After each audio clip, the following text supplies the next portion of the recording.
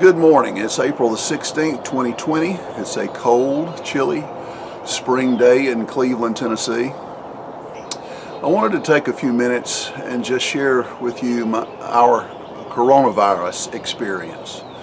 On Wednesday, March the 11th, got up that morning feeling not so good. Didn't think much about it. It's spring, it could have been allergies. Went to work as usual, spent the morning in a compliance meeting, and then went to chapel. And as we walked into chapel, I told Sharon, I said, after chapel, I'm going to go home. I'm just not feeling well. I think I'll just go and try to do some work at home. So that's what I did. Went home that Wednesday afternoon and just basically collapsed in the reclining chair and tried to get some rest. Woke up Thursday morning, again felt fatigued, exhausted, felt like I had a bug. Got dressed, went to work. About 10 o'clock that morning, I just couldn't stay there. I just was exhausted, really fatigued. So again, I told Sharon, I'm going home, see if I can do some work at home, and came home, but didn't get a lot of work done. That afternoon, Sharon and I had to drive to Knoxville. Coming back from Knoxville, body aches began to set in. This is Thursday afternoon. From my hips down to my feet, felt like fire. Sharon began to feel sick. Again, we just thought we had a bug, a typical bug. It didn't cross our mind that we would be afflicted with the coronavirus. Friday morning, we both woke up and could barely move, get out of bed. We were so weak. Friday, Saturday, Sunday, and Monday, we basically just laid in the house. When I tell you that I did not have the strength to stand up out of a chair, that is not an exaggeration. Just to get up out of a chair and walk across the room was a major effort, was an exhausting effort.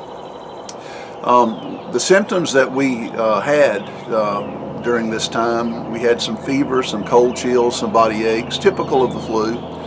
But again, as I've said before, we didn't think we had the coronavirus because one of the primary symptoms of the coronavirus is respiratory distress.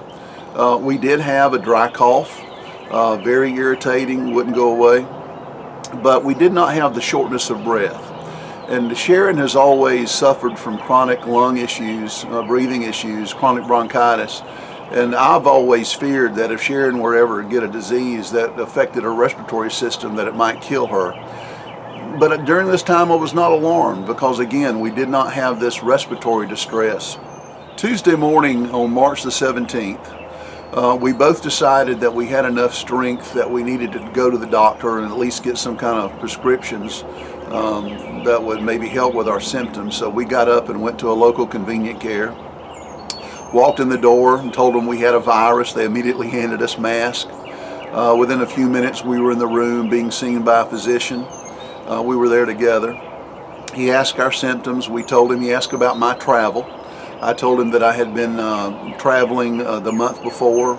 I had been in the airports at Atlanta, Chattanooga, Baltimore, Indianapolis.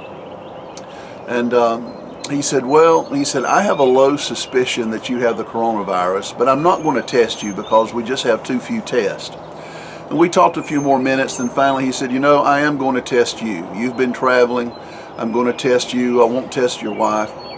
And so they tested me for the coronavirus.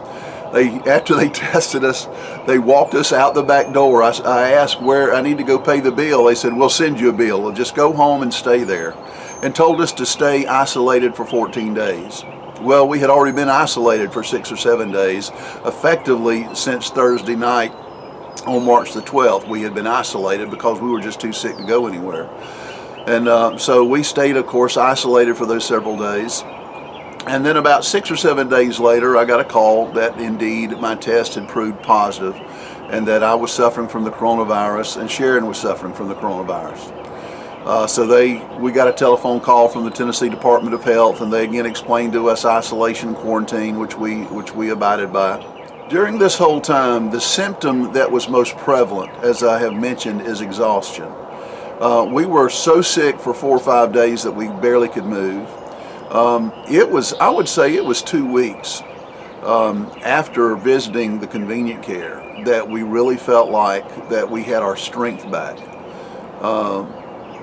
The other thing is that during this time, I was experiencing depression. And I'm not the type of person that gets depressed that much, but I was experiencing some very dark depression. And I began to pray about it, began to read some of the Psalms. And then I began to realize that what I was experiencing was grief. I'm viewing what's going on all over the world, viewing what has been going on with me and Sharon. Our world as we know it is essentially closed. I was really dealing with a deep sense of grief. And so I just had to realize that these stages of death sometimes we talk about, where you go through denial and anger and grief and all of that stuff, that I was walking through these stages of grief. And I have to say that reading the Psalms, praying the Psalms was something that really helped me during this time. Sharon and I have talked about this, and we believe that we had a moderate case of the coronavirus. We've got some friends that tested positive and were asymptomatic, no symptoms whatsoever. And of course, we've heard the news of the people who have died, the people who are struggling on respirators in the hospital. I have a friend who was sick for 4 weeks, struggling to breathe and struggling to live. So Sharon and I have decided that we had a moderate case. This, of course, is not a medical diagnosis. It's just our own opinion. We were sick for a total, I would say, from the time that we got sick on March the 11th to that time that we felt like we were 100%, probably 3 weeks. Lasting effects for several weeks. My taste bud, both of our taste buds, our sense of taste was just really distorted. Those of you who know me know I love to drink coffee. I typically drink 6 or 8 cups a day. But during the time I was sick and for 2 or 3 weeks afterwards, coffee I just simply could not drink. It was just so awful and so bitter. It's just been in the last week or so that I've been able to drink my morning cup of coffee. And just to show you, I have it right here by my side.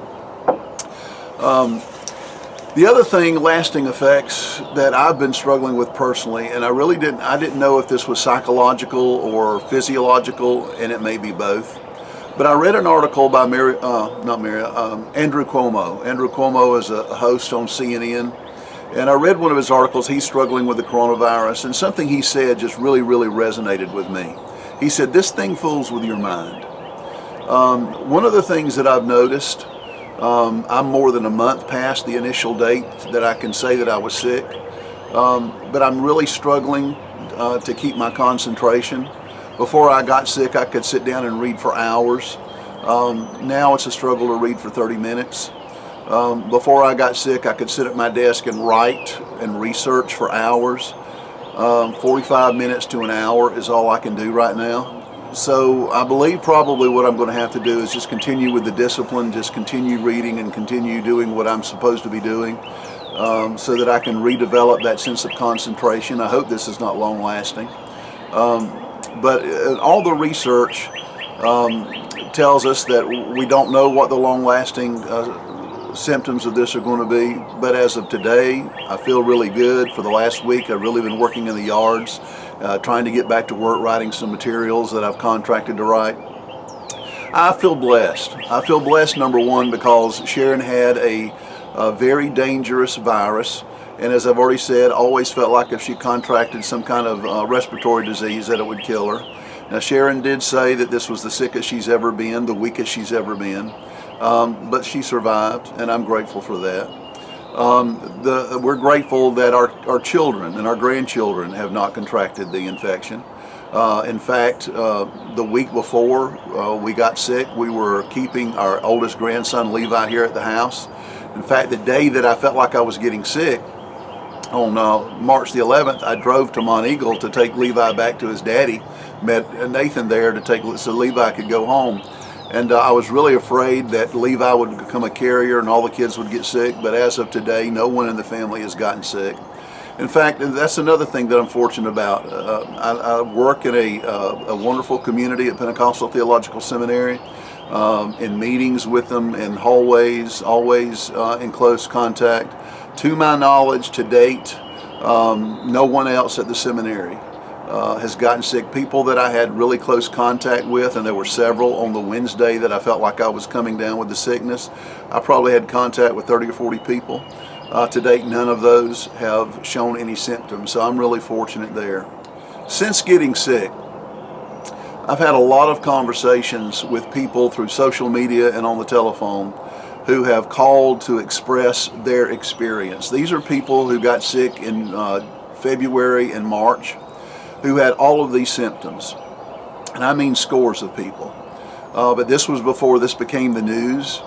And I'm convinced of two or three things. I'm convinced, number one, from my conversations with these people, that the coronavirus has been with us since the first of the year. People who have been sick for days and weeks with these symptoms but never diagnosed. For example, I was tested. I'm a confirmed coronavirus patient. My wife is not, because she was not tested. The doctor that tested us said we have so few of these tests, we're only going to test one. So I believe that the confirmed cases are only the tip of the iceberg. I believe that there are hundreds of thousands or even millions of people that have been in the United States that have been affected by the virus. Some may be asymptomatic, some may be lightly sick, some moderately sick, a few deathly sick. But this is a very real threat. We don't really know what the future looks like. As I make this recording, there's some talk about trying to get the nation back running economically in May. I hope we can do that. I don't see how in the world the nation can survive if all we're trying to do is survive. I'm very concerned with what it's going to look like over the next 2 or 3 years. Being one that suffered from this virus, I know that having this virus, in even a moderate case of this virus, you are simply incapable of doing anything. I was not capable of doing anything. There are going to be people out of work, and because of the way that this virus is spread, if you work in an environment, it's going to spread. So I think that the threat to our economy, the threat to our livelihood is very, very real. And I think that we need to take this seriously. I'm not a conspiracy theorist. So I'm not going to get into that. All I know is this, is that this is real. People are getting sick and people are dying. And we need to take all necessary precautions to protect ourselves and to protect our neighbors. That's wisdom. That's Christian virtue. God bless you.